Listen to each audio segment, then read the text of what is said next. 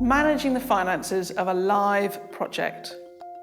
Once a budget has been signed off and the money's raised, the next challenge is in the implementation and to adapt to the reality of money coming in and going out. How much can you set in stone at the start? The more you can fix at the start of the project, the fewer the opportunities for surprises to catch you out. This means good contracting with suppliers and a plan for the earned income. Managing costs.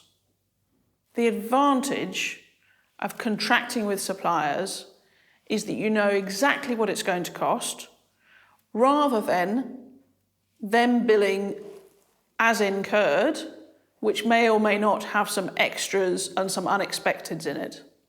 So what this does is it effectively puts a cap on the amount that you can spend with any one supplier, and it sets it at the beginning.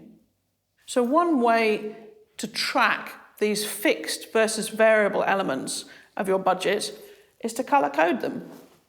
Green for stuff that's been fixed and orange for stuff that can be variable depending on what happens. And that means that you can literally look at your budget and see how in control of it you are. For stuff that's variable, for example, accommodation or travel or subsistence, then again you want to be setting a maximum spend for this. And then as the project happens, what you're really doing is tracking the reality against the maximum. And that means you need quite regular updates, particularly when you're in the busy phases of delivery. So to do this effectively, you need to set up a process by which people involved in the project can submit their expenses and you can check them against what you budgeted before you sign them off. You'll find that in template 4, we've got an outline of what you might want to put into an expenses submission form. You might well ask that the person submitting the expenses sends you a copy of the receipts to prove that they spent it. And that's pretty normal practice across EU projects, for example. Who signs off on these expenses? Is it you? Is it a project lead? Is it the finance director? You really only want one person to be responsible for the sign-off of expenses. Otherwise, stuff is going to get lost in between. Another top tip is that if one supplier is working across multiple projects, when they send you an invoice, you need them to specify these costs were on project number 1, these costs were on project number 2, so that you can separate out the different projects that they're working on. Again, it just stops stuff getting lost.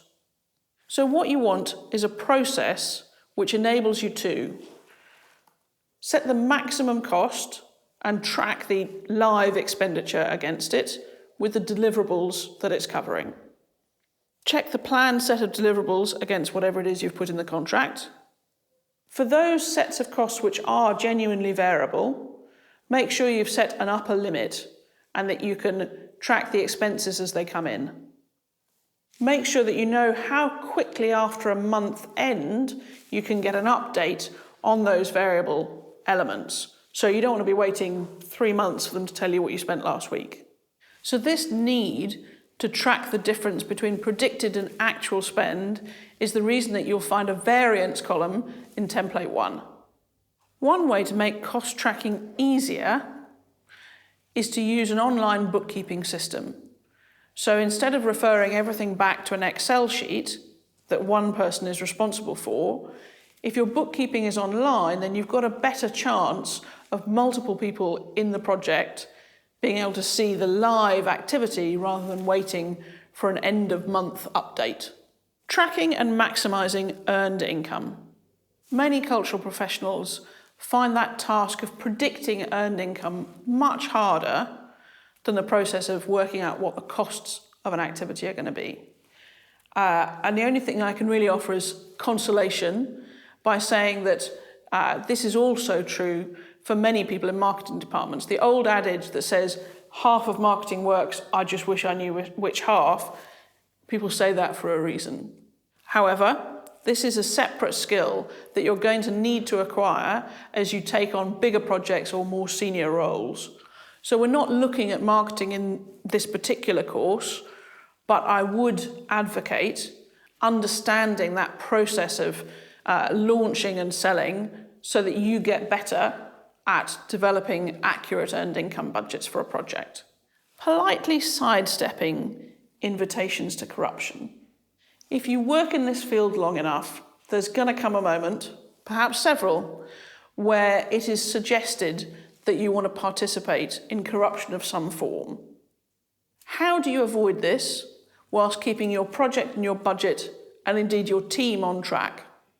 At the risk of sounding overly simple, and of course it never is, I suppose my top recommendation is to say the more you can contract the work and the tighter you can be about the deliverables you're contracting and the price you'll pay for them, the fewer the opportunities for the uncertainty in which corruption thrives.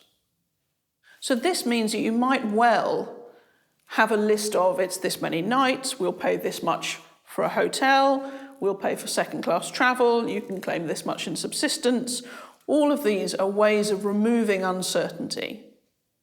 And the good news is that once you become known for being pedantic and only paying for the deliverables you actually want, then on the whole, those opportunities for corruption, people just stop asking because they know that you're just going to be, in their minds, difficult about it.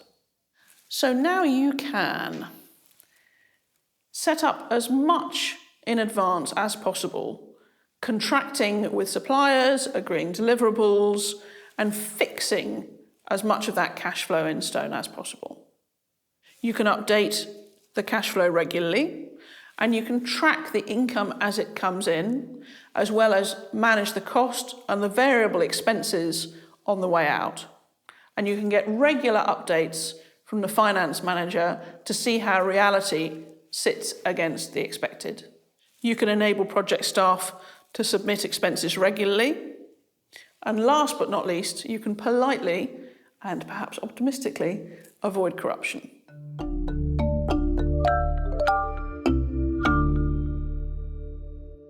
For each video, I've prepared a set of extra materials, reading lists, suggested articles to read. You'll find these below the video.